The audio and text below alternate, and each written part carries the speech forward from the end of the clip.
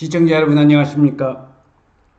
요즘 세계 정세가 러시아에서 우크라이나를 침공을 해서 전쟁이 일어나고 있다는 사실을 여러분이 잘 알고 있겠습니다만은 요즘 전쟁은 총이 아닌 반도체다, 이런 내용을 이번에 대통령에 당선된 윤석열 당선인이 이렇게 이 얘기를 하고 있습니다.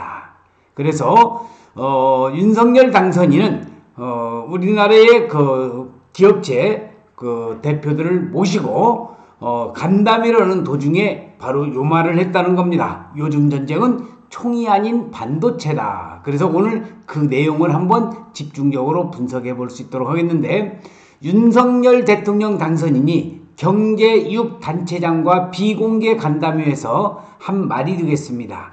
자, 여기에 반도체 산업을 이끌어 나가고 있는 삼성이 있지만은 그보다도 용인 SK하이닉스 반도체에서 최태원 SK 회장의 모습이 여기 보이고 있습니다.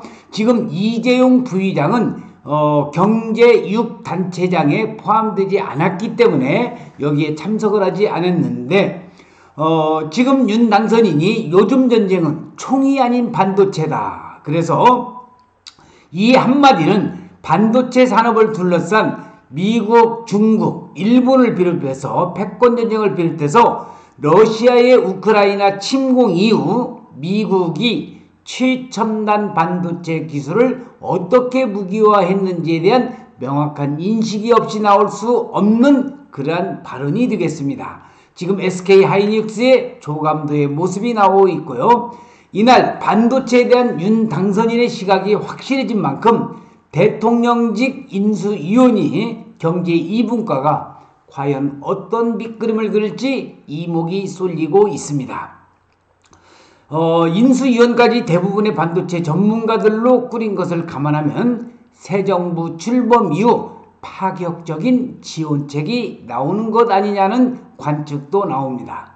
윤석열 당선인은 서울 종로구 인수위 사무실에서 간사단 회의를 열고 전날 경제인들과 오차를 언급하면서 도약과 성장이 가능할 수 있는 산업정책, 거기에 부합하는 교육 정책 등을 하나로 구축해서 강력하게 추진한다고 이야기를 했습니다.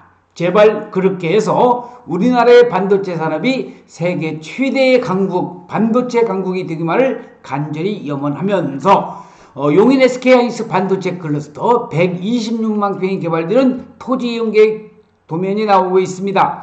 여기에 가장 4개의 팹 공장이 들어서는 데고요. 자, 여기는 소부장, 소재 부품 장비가 들어서는 곳이기도 하겠습니다.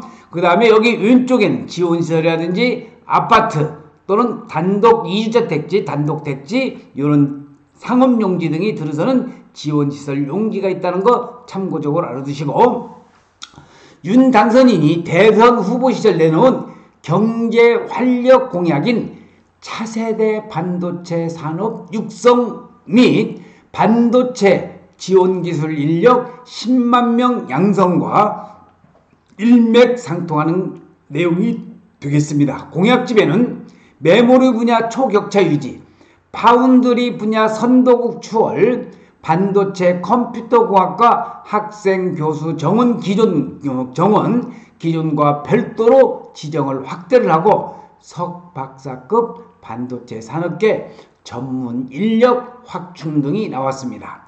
대한민국의 반도체 강국이 되기 위해서는 이런 K 반도체 벨트, 지금 지도에 보고 계시는데 수원, 동탄, 평택, 천안으로 가는 이 K자의 삼성이 주도하고 있고요. 사람 인자로 표기해드리는 가운데에 가장 중요한 SK하이닉스가 들어서 있으면서 이천과 충북의 청주에 반도체 공장이 있는 SK의 중심에서 K 반도체 벨트 라인을 지금 설명을 드렸습니다.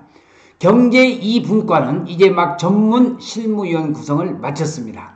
아직 어떤 안건을 최우선적으로 다룰 것인지에 대해서는 정해지지 않았기 때문에 윤 당선인이 전날 경제 6단체장과의 회의 등에서 반도체를 거듭 강조했기 때문에 우선순위를 차지할 것이라는 관측이 지배적입니다.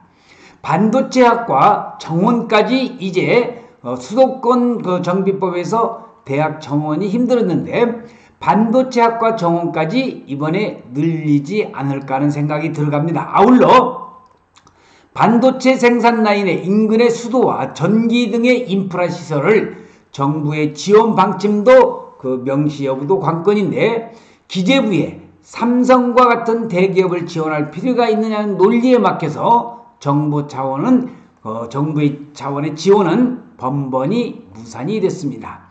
자, 용인 세계 최대 반도체 클러스터의 건설 계획 여기 지금 도면에 보고 계시는데 여기는 삼성보다는 SK하이닉스 반도체가 여기 지금 용인시 처인구 원산면에 126만 평, 그 다음에 이천에 현재 본사가 있지만 이천과 청주 이렇게 삼각벨트를 형성한다고 그러는데 지금 여기 용인 후보지 토지 보상 문제가 제가 엊그제도 말씀을 드렸지만은 지금 난항을 겪고 있는 중에 3월 말이면은 모든 결과가 나오지 않을까 생각이 듭니다. 자, 그래서 용인 세계 최대 반도체 클러스터의 건설 계획과 함께 반도체 산업단지 적기 조성을 위해서는요, 정부의 적극적인 역할을 주문하는 방안도 포함될 것으로 관측이 됩니다.